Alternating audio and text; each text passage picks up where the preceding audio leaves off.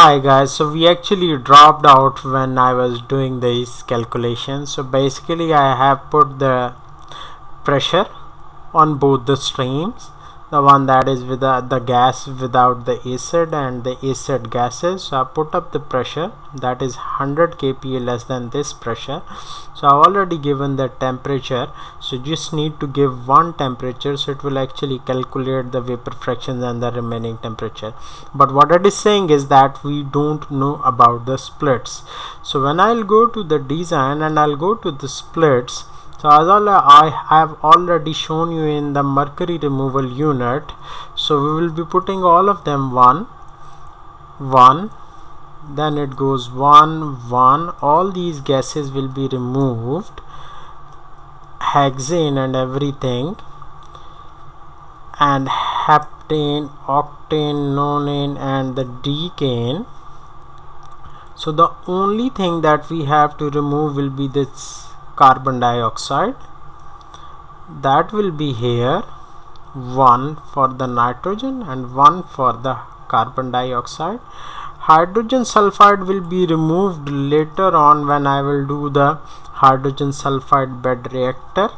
And water, mercury has already been removed, or any left I will still put it 1 in the acid gas stream. So once I have done all this, so you can see on the screen that this has turned blue, which means the stream has been simulated or converged. So now you can see that this gas will be without the acid gases, and if you see this one, there is a small amount of the molar flow, that is 4.783 SCFT, that shows that nitrogen and carbon dioxide has been removed from this agro unit. So if you want, you can see it show the tables. Another thing you can do is you can add up the variables here. You can add up the nitrogen amount and all those things, they will be available here.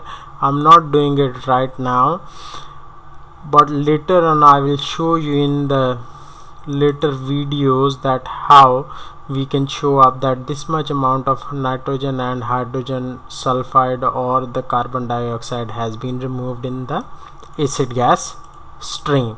So now if we move further, this gas without the acid, so we will again consider the piping losses. So I will again go to the common and I will put up the pipe here, and I'll again put up the value from here, that will be the gas without acid gas, and then gas to dehydration unit or molecular sieves.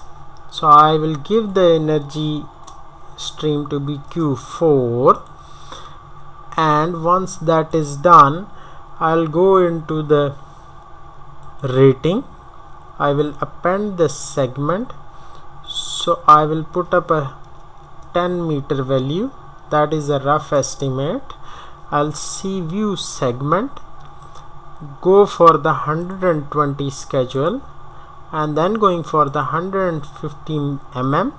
So now you have to give up the heat transfer coefficient values and all those things. So I'll go into the heat transfer.